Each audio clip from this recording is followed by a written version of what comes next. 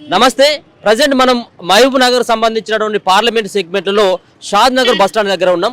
ఇక్కడ చాలా మంది ఓటర్లను కూడా అడిగేటువంటి ప్రయత్నం చేద్దాం. రానున్నటువంటి పార్లమెంట్ ఎన్నికల్లో వాళ్ళు ఏ పార్టీకి ఓటు వేయబోతారు, అంతేకాకుండా ఈ యొక్క పార్లమెంట్ సెగ్మెంట్లో నిలబడేటువంటి అభ్యర్థుల యొక్క బలాలు బలహీనతలు ఒకసారి తెలుసుకున్నటువంటి ప్రయత్నం అయితే చేద్దాం. ఈ పార్లమెంట్ సెగ్మెంట్లో 7 నియోజకవర్గాలు ఉన్నాయి. ఈ 7 నియోజకవర్గాల్లో పూర్తి స్థాయిలో కాంగ్రెస్ పార్టీ ఆధిక్యంలో ఉంది. కాంగ్రెస్ పార్టీ మాత్రమే 7 అసెంబ్లీ స్థానాల్లో ప్రాతినిధ్యం వహిస్తా ఉన్నారు. ఇక్కడ మరో పక్కన ఇక్కడ బీజేపీ పార్టీ నుంచి డీకే అరుణ, కాంగ్రెస్ పార్టీ నుంచి వంశీచంద్ర రెడ్డి, మరో పక్కన సిట్టింగ్ ఎంపీ బీఆర్ఎస్ పార్టీకి సంబంధించినటువంటి మన్నే శ్రీనివాస్ రెడ్డి ఇక్కడ బరిలోకి దిగబోతున్నటువంటి సందర్భంలో ఇక్కడ ఓటర్లు ఏ పార్టీ వైపు మొగ్గు చూపుతారు, ఏ పార్టీకి ఓటు అయిపోతారు అన్నటువంటి అన్ని అంశాలను కూడా తెలుసుకున్నటువంటి ప్రయత్నం చేద్దాం. ఇక్కడ ఒకసారి కనుక నియోజకవర్గాలను కనుక చూసుకున్నట్టయితే 7 నియోజకవర్గాలు. ఒక పక్కన కొడంగల్ నుంచి రేవంత్ రెడ్డి ప్రాతినిధ్యం వహిస్తా ఉన్నాడు. ఈయన రాష్ట్ర ముఖ్యమంత్రి.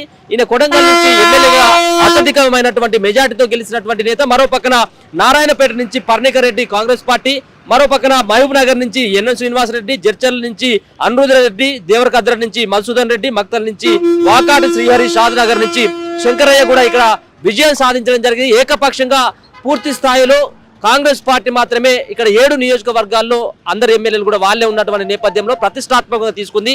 ఈ యొక్క పార్లమెంట్ సెగ్మెంట్ పైన ముఖ్యమంత్రి రేవంత్ రెడ్డి ప్రత్యేకమైనటువంటి దృష్టి సారించడం జరిగింది. ఇప్పటికే 4 సార్లు వంశీచంద్ర రెడ్డికి మరి ప్రచారంలో భాగంగా పాల్గొనడం జరిగింది. నామినేషన్ వేసినటువంటి సందర్భంలో కూడా పాల్గొనడం జరిగింది. మరో పక్కన డీకే అరుణ సైతం ఇక్కడ ఖచ్చితంగా బీజేపీ పార్టీ జెండాను ఎగరవేయాలన్నటువంటి ఉద్దేశంతో ఆమె కీలకంగా పనిచేస్తూ ఉంది.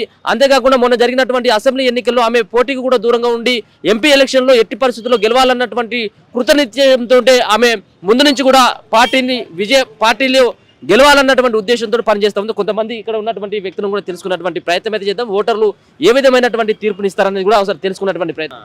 ఎట్లా ఉంది మీ సైడ్, ఏ పార్టీ గెలిచేటట్టు కనబడతా ఉంది? పార్టీ అంటే సెంటర్ అయితే బీజేపీ వస్తేనే మంచిది. ఇక తర్వాత వేరే అంటే ఎంపీల లెక్కలు అంటే కేసీఆర్ లెక్కల వస్తే మంచిది. సెంటర్ అయితే బీజేపీ ఉండాలి. తర్వాత తెలంగాణ వస్తే మంచిది ఎవరు కేసీఆర్. మాకు ఈ రెండే చాలా మంచిది అనిపిస్తుంది మాకు. ఇప్పుడు ఆల్రెడీ పార్లమెంట్ ఎన్నికలు అంటే దేశవ్యాప్తంగా జరుగుతాయి. ఒక ప్రధాని ఎన్నుకున్నటువంటి ఎన్నిక ఎవరు ప్రధాని అయితే బాగుంటది? సెంట్రల్ అయితే బీజేపీ వస్తేనే మంచిది. ఇవ్వాలనుకున్నాం వేస్తాం. ప్రతి దానికి పథకాల్లో కానీ మంచిది. కానీ ఆయన మోడీ సార్ అన్ని జిల్లాలకు కూడా చేసిండు. ఇప్పుడు కూడా ఆయన ప్రతి వేస్తున్నాడు. ఒకసారి సెంట్రల్ మొత్తం ఆయన ఉంటేనే మంచిది జనాభాకు కూడా. ఎవరికి వేసిన ఓటు, ఏ పార్టీకి వేసాను? మేము మొత్తం టీఆర్ఎస్కి వేసినాం. టీఆర్ఎస్కి వేసాను కానీ ఈసారి మాత్రం బీజేపీకి వేస్తారా? వేస్తాం, ఖచ్చితంగా వేస్తాం.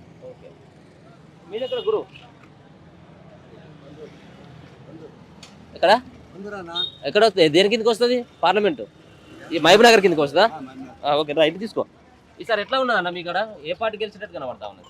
మా తానా కాంగ్రెస్ గెలిచేటట్టు కొడుతుంది మా తానాకి. అంతేనా? టీఆర్ఎస్ పార్టీ నుంచి ఎవరు నిలబడ్డారు ఇక్కడ అభ్యర్థి? ఇప్పుడు ఎంపీ ఎన్నికలు కదా. ఎంపీ ఎలక్షన్ల కాంగ్రెస్ వచ్చే ప్రభుత్వం లేక కొడుతుంది మాకైతే. ఎందుకోసం కాంగ్రెస్ పార్టీ గెలుస్తుంది అనుకుంటున్నాను? కాంగ్రెస్ పార్టీ ఇది ఏమంటే ఇంద్రమ్మ ఇండ్లు ఇవ్వలేడని జనాలు అంటున్నారు. జనాలు అన్న కొరకు మేము కూడా జర పార్టీ పడ్డాం. కాంగ్రెస్ గెలిపిస్తామని అనుకున్నాం. అన్నందుకు టీఆర్ఎస్ కూడా ప్రభుత్వం 15 పరిపాలన చేసింది కానీ ఇందిరమ్మ ఇండ్లు అని ఇవ్వలేదు. ఈయనందుకు కాంగ్రెస్ పరిపాలన చేద్దామని అనుకున్నాం అంతే. మేము పోతుందన్న ఇక్కడ షాద్ నగర్ లో ముఖ్యంగా ఏ పార్టీ గెలిచేటువంటి అవకాశం కనబడతా ఉంది? షాద్నగర్లో ఏది ఉన్నా సరే సెంట్రల్లో మాత్రం బీజేపీ ఉంటుంది. అయితే పక్కా బీజేపీ. పోయినసారి ఏ పార్టీకి వేసిన ఓటు? పోయినసారి అగెనిస్ట్ ఏది ఉన్నా సరే బీజేపీకి వేస్తా. అది గెలవకపోయినా బీజేపీకి వీర ఫ్యాన్ అని బీజేపీకి వేస్తా అంతే. ఎందుకోసం అని బీజేపీ పార్టీకి ఓటేద్దరు మీరు? ఎందుకోసం అంటే అంతే. ఇప్పుడు కాంగ్రెస్ పాలన 60 సంవత్సరాల పాలన నుంచి కాంగ్రెస్లో చేసింది ఏం లేదు.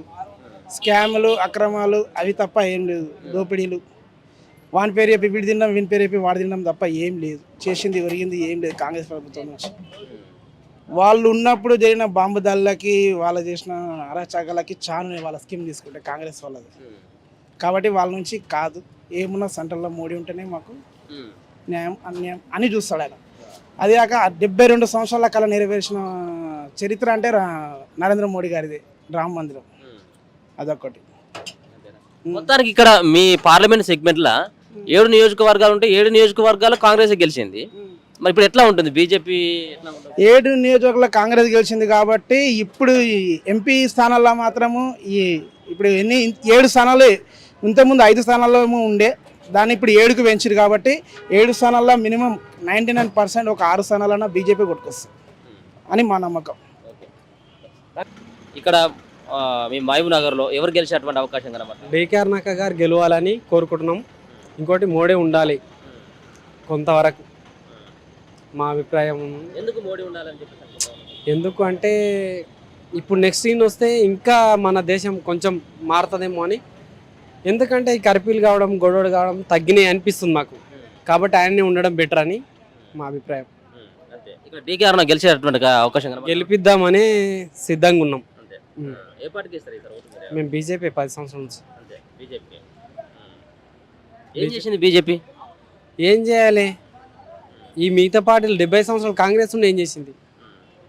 ఆ రీజన్ కావాలి మాకు. అది కూడా ఏం చేయలేదుగా. అన్ని పార్టీలకు అదే ఏదో ఒకటి కనీసం గొడవలు లేకుండా మన హిందుత్వాన్ని ముందుకు తీసుకొచ్చి రామ మందిర్ అది చేశారు కదా. చాలు మరి, ఈ ఒక్కసారికి అది చాలు.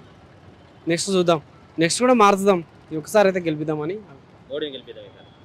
ఎవరు గెలిచేటువంటి అవకాశం ఉన్నది? మీరు ఏ పార్టీ కేంద్రంలో అధికారంలో రావాలని చెప్పేసి భావిస్తా ఉన్నారు? మేము కాంగ్రెస్ పార్టీ రావాలని కోరుకుంటున్నాము. ఎందుకంటే గత 10 సంవత్సరాల నుంచి సెంట్రల్ గవర్నమెంట్లో బీజేపీ ఉంది. మనకు 10 సంవత్సరాల నుంచి బీజేపీ ఉంది కాబట్టి తెలంగాణకు మాత్రం ఎటువంటి బెనిఫిట్స్ కాలేదు. పెద్ద పెద్ద ప్రాజెక్టు కానీ, పెద్ద పెద్ద రైల్వే గురించి కానీ, ముఖ్యంగా అంటే యువత చాలామంది ఈరోజు రోడ్డు మీద పడ్డారు. బిజినెస్ లేక చదువుకున్నారు, ట్రైనింగ్లు తీసుకున్నారు, లక్షలు పెట్టి ట్రైనింగ్లు తీసుకున్నారు. కాబట్టి మార్పు రావాలి. ఎట్లయితే తెలంగాణలో మార్పు వచ్చింది, రేవంత్ రెడ్డి వచ్చిండ్రు, అదేవిధంగా సెంట్రల్లో కూడా కాంగ్రెస్ రావాలని కోరుకుంటున్నాం. ఇక్కడ కాంగ్రెస్ పార్టీ ఆల్రెడీ అధికారంలో ఉంది తెలంగాణ రాష్ట్రంలో. 4 నెలల్లో ఏ పథకాన్ని కూడా సరిగ్గా అమలు చేయలేదన్నట్టు కొన్ని విమర్శలు వస్తూ ఉన్నాయి. దీన్ని ఏ విధంగా చూస్తారు మీరు? ఇప్పుడు కరెక్టే, వాస్తవం. కానీ ఇప్పుడు కాంగ్రెస్ పార్టీ గెలిచిన తర్వాత ఎమ్మడే ఏం చేసిరంటే సెంట్రల్ గవర్నమెంట్ వాళ్ళు ఎమ్మడే కోడ్ లాగు తెచ్చిరు. ఇప్పుడు అవగాహన ఉన్నోళ్ళు ఈ విధంగా మాట్లాడరు. ఎందుకంటే కోడ్ ఉన్నా కూడా మనము పథకాలు పెట్టడానికి రాదు, ఓపిక పట్టాలి. ఇప్పుడు టీఆర్ఎస్ ఉండే 10 సంవత్సరాల వరకు మనము ఓపిక పెట్టాం. ఎటువంటి బెనిఫిట్స్ కాలే. యువతకు కానీ నిరుద్యోగం మొత్తం పెరిగిపోయింది, ఫ్రాడ్స్ అన్నీ జరిగినాయి, పనికిరాని స్కీమ్స్ పెట్టి అనవసరమైన ఖర్చులు పెట్టి అప్పులు ఎక్కువైపోయినాయి, కానీ ఎటువంటి బెనిఫిట్స్ కాలే. కాబట్టి ఇప్పుడు చదువుకున్న వాళ్ళు, అవగాహన ఉన్నోళ్ళు ఈ విధంగా పెద్ద పెద్ద లీడర్ మాట్లాడుతున్నారు. ఏమని? ఇప్పుడు మీరు గ్యారంటీలు చెప్పారు, ఎందుకు అమలు చేయలేదంటారు? ఫస్ట్ ఒక గ్యారంటీ ఏమో ఆర్టీసీకి మహిళలకు ఫ్రీ చేసిరు, అది వాళ్ళ గుర్తిస్తలేరు వాళ్ళు. గ్యాస్ కానీ వేరే విధంగా కానీ అన్నీ ఇప్పుడు 6 పథకాలు ఉన్నాయి కదా.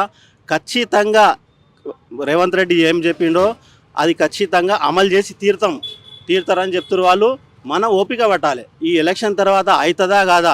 ఒక 6 నెలలు ఆగాలి, 7 నెలలు ఆగాలి, ఒక సంవత్సరం ఆగాలి, అవుతుంది కాదు. దాని తర్వాత మనం మాట్లాడడానికి హక్కు ఉంటుంది, మనం మాట్లాడవచ్చు. ఇప్పుడు మతతత్వ పార్టీ ఇప్పుడు బీజేపీ ఎట్లా ఉంది? ఒక ప్రధాని ఏం మాట్లాడుతుండో అన్న, ఒక వర్గానికి, ఒక కులానికి మాత్రమే సపోర్ట్ చేసి మాట్లాడుతున్నాం. ఆయన దేశ 140 కోట్ల జనాభాకు ఒక ప్రధాని కాబట్టి అందరితోని కలుపుకొని పోవాలి. కానీ తప్ప ఇటువంటి మాటలు మాట్లాడదు. ఒక ప్రధాని ఒక సీట్ మీద కూర్చున్న ఒక పెద్ద మనిషి గౌరవం ఉంటుంది, ఆ విధంగా మాట్లాడాలి. అన్ని కులాలకు మతాలకు సంబంధించిన అన్ని కలుపుకొని మాట్లాడితే అది పద్ధతి, అది వాళ్ళకు కూడా బాగుంటుంది. లేకుంటే దేశం నాశనం అయిపోతుంది. ఈ విధంగా మాట్లాడితే అందరు కలుపుకొని పోవాలి, మతతత్వ ఇడిచిపెట్టాలి, అందరు కులాలు మతాలు ఒకటని మాట్లాడాలి. సెంట్రల్ గవర్నమెంట్లో ఖచ్చితంగా చేంజ్ కావాలి, కాంగ్రెస్ పార్టీ రావాలి. నగర్లో ఏ పార్టీ గెలుస్తుంది? మా ఉద్దేశం ఏంటంటే అన్న, కాంగ్రెస్ అధికారంలోకి వస్తుంది ఉందన్న. కాంగ్రెస్కి వేస్తారా ఈసారి ఓటు? అవును. ఎందుకని? ఎందుకంటే 10 ఏళ్ళు టీఆర్ఎస్ పార్టీ బ్యాడ్ అని కాదు, టీఆర్ఎస్ కానీ బీజేపీ కానీ అన్నీ ఓకే, కానీ 10 ఏళ్ళు వాళ్ళు టీఆర్ఎస్ వాళ్ళు చేశారు కాబట్టి ఈసారి కాంగ్రెస్కి అవకాశం ఇస్తే బాగుంటుందని నీ ఉద్దేశం. తెలంగాణ రాష్ట్రంలో అధికారంలో ఉన్నది కాంగ్రెస్ పార్టీ, ఏ పథకాలు కూడా అమలు చేయలేదన్నటువంటి విమర్శలు వస్తూ ఉన్నాయి. అన్న 3 నెలలు ఇప్పుడు 10 ఏళ్ళు ఏం చేసినాం మనం, అది కూడా ఆలోచన చేసుకోవాలి కన్నా. 10 ఏళ్ళు మనం పరిపాలించినాం, చెప్పిన ఎన్నో హామీలు ఉన్నాయన్న, అది కూడా ఎన్నో హామీలు ఉన్నాయి, అన్నీ ఉన్నాయి. అన్నీ అంత తొందరగా కావాలంటే కావాలి. 3 నెలలు అయింది ఇచ్చి, దానికి అన్ని ఆలోచనలు పెద్దవాళ్ళది గురించి ఎంత ఉంటుంది అన్నకే. సీఎం అంటే ఒక రాష్ట్రానికి సీఎం, ఎన్నో అవి ఉంటాయి, అన్నీ ఉంటాయి. అంత తొందరగా 3 నెలల లోపలనే అన్నీ కావాలంటే కావు కదన్నా. చదువుకోవాలని చేసుకోవాలి అన్నీ అయితే నా కొన్ని అవుతాయి. అదేనా ఎవరు ప్రధానమంత్రి ఎవరైతే బాగుంటుంది అనుకుంటాం? కానీ అది ప్రజలు నిర్ణయిస్తారన్న. మీరేమనుకుంటా ఉన్నారు? మేము అనుకుంటాం సరే కాంగ్రెస్ సెంటర్లో వస్తే బాగుంటుందని అది ఆలోచన, మా ఉద్దేశం. నగర్లో ఏ పార్టీ గెలిచేటువంటి అవకాశం కనపడుతుంది? మీరు ఏ పార్టీకి ఓటేస్తారు ఈసారి? మేము వేసేది కాంగ్రెస్కే, కానీ కాంగ్రెస్ కరెక్ట్ ఇప్పుడు చేస్తారు అమలు. ఏం చేస్తున్నది? నేనేమో రుణమాపని అని ఇంత మాకు మళ్ళీ దెబ్బ తీసేటట్టు కొడుతున్నది. ఎందుకను ఇప్పుడు రైతులకు చేసే పనులు చేస్తేనేమో ఇప్పటికల్లా చేస్తుండ్రి, ఇంకా మళ్ళీ వేస్తామని చేయకపోయి ఇప్పుడు మళ్ళీ ఇప్పుడు మూమెంట్ అయితే మన కేసీఆర్ 2 సీట్లు కూడా వస్తాయి. ఇప్పుడు ఈ కాంగ్రెస్ తక్కువనే వస్తుంది ఇప్పుడు, ఎందుకంటే రైతులు మొత్తం పల్లెలలో అదే అంటారు మొత్తం. అంతే బీజేపీ సెంటర్కి వస్తుంది, పక్క వస్తుంది. నువ్వే పార్టీకి వేస్తావు ఈసారి? నాకు కాంగ్రెస్. కానీ ఇప్పుడు ఈయన చేసే పనులకు నేను ఉచితం బస్సులో చేసే కదా ఒకటే ఉంది, ఏముంది? ఆడలు తెచ్చి మా బస్సులు తలగా పెట్టి ఇంకా నువ్వు రుణమాఫీ చేస్తాను ఏం చేసావు? రైతులు ఏడు చదువుతున్నారు. నువ్వు ఇప్పుడు పల్లెటూరు పోటీ ఏం తెలుసు చెప్పు?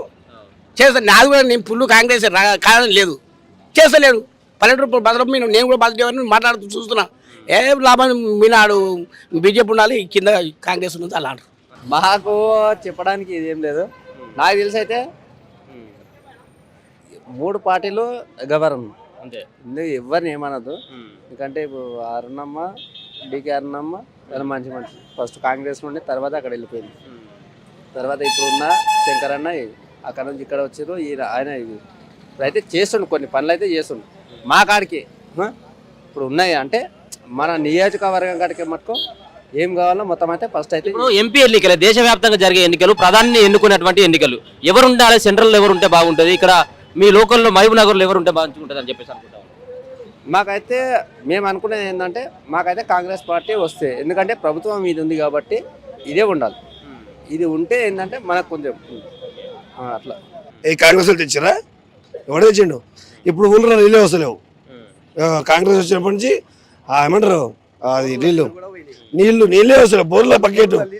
ఈ కేసీఆర్ నీళ్ళే వస్తలేవు. ఏం లాభం ఆయన గెలిచి రేవంత్ రెడ్డి 6 ఫ్రీలు అని పెట్టిండు. వాడు పెట్టిండు, మా డ్రైవర్ ఆగం చేసిండు. మొత్తం లేడీస్ ఎక్కుతారు, ఈడాపు ఆడాపు ఈడాపు అంటే ఎవడు ఆపుతాడు? ఇంతకుముందు ఉన్నదా? కేసీఆర్ మంచోడు, ఆడే. ఈసారి మాత్రం ఆడే వస్తాడు. ఇక ఈ ఎన్నికల్లో మాత్రం ఆడే అందే వస్తుంది. రేవంత్ రెడ్డి వేస్ట్. సెంట్రల్ లో ఏ పార్టీ వస్తే బాగుంటుంది? బీజేపీ వస్తుంది. అదే బీజేపీ మంచిది. సెంట్రల్ లో బీజేపీ రాదు. అది అరే ఈడ రాంది ఆడేమో వస్తాడు.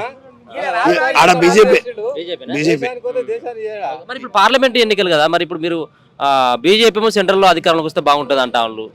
మరి సీఎం లేడు, సీఎం కేసీఆర్ అంటే ఆడ చూస్తుంది. అదే మరి ఇక్కడేమో కాంగ్రెస్ పార్టీకి, ఇక్కడ బీఆర్ఎస్ పార్టీకి మీరు ఓటేస్తారని చెప్పేసి అంటున్నారు కదా. ఆయన ఏమో బీఆర్ఎస్ కి ఓటేస్తే బీజేపీకి ఇస్తాం. మనం చెప్పాము ఇట్లా చెప్తే ఇక అన్ని మొత్తం అయిపోతుంది. ఏ దానికి వేస్తాం మనం అట్లా.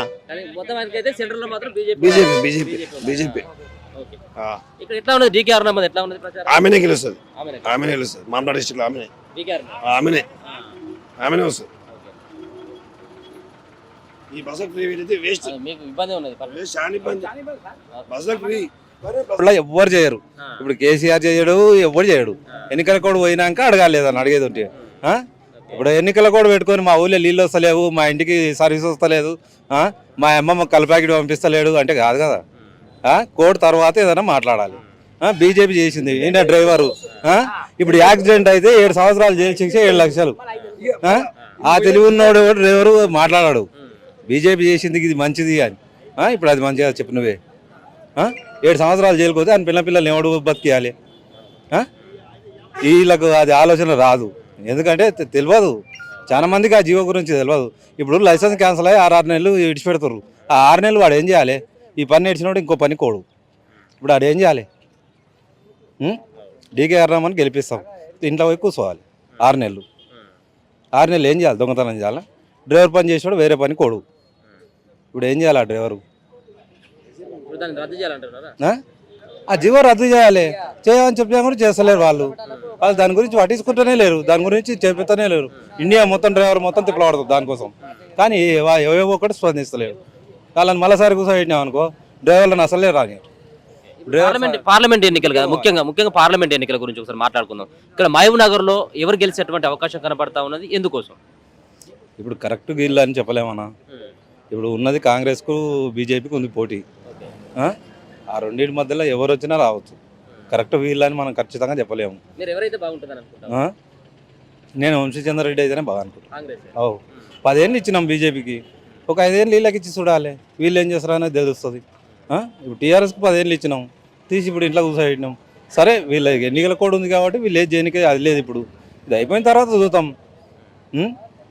కాకపోతే మళ్ళీ 5 ఏళ్ళ తర్వాత ఇట్లా ఎలక్షన్లు వస్తాయి, అప్పుడు మనకు నచ్చిన వాళ్ళని మనం సెలక్షన్ చేసుకుంటాం. సెంట్రల్లో ఏ పార్టీ రావాలి, ఎవరు ప్రధానిగా ఉంటే బాగుంటుంది అనుకుంటాం? ప్రధానిగా ఉంటే అంటే మోదీకి ఆయన చేసినవి అయితే సరిగా సగం అయితే నాకు నచ్చలేదు.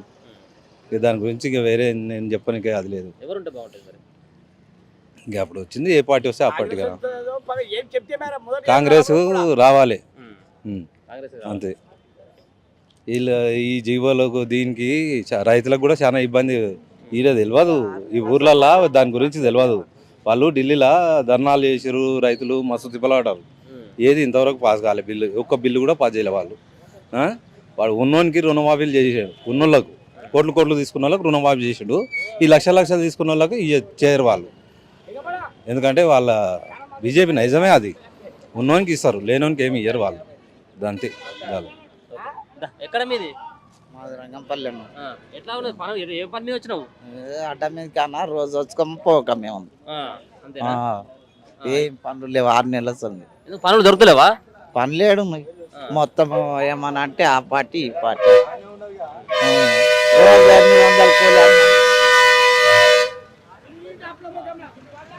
ఏ కూలి సరిగ్గా దొరకాయి. అప్పుడు చేయకుండా 12 గంటలకు ఇంటికి పోవాలి అంతే. ఎవరు గెలిచినట్టు కనబడతాను ఇక్కడ? ఏ పార్టీ గెలుస్తుంది? రేవంత్ రెడ్డి అయితే వచ్చిండు, ఇప్పుడు అన్ని చేస్తా అంటున్నాడు. 6 నెలల వస్తుంది, ఏది లేదు. అప్పులు చేసుకోమే ఉన్నది కానీ ఏమీ లేదు. ఏ పార్టీకి వేస్తావు ఈసారి ఓటు మరి? ఏమో మౌలికి వేస్తామని అనుకుంటున్నాం. మోడీకి వేస్తావా? పక్క. ఎందుకు మోడీకి వేస్తావు? సంటాలు అదే ఉండాలి కాబట్టి. సంటాలు రాదు ఉంటేనే ఏం కాదు, లేకపోతే సంఖ నాకిస్తాడు పక్క. ఇది కాంగ్రెస్ వాళ్ళు చేయరు. ఇక పొడుచుకున్నాడు గుద్దుకుండే ఉంటుంది మళ్ళా. ఇది మాత్రం పక్క. ఏడ చెప్పుకున్నా చెప్పిండు.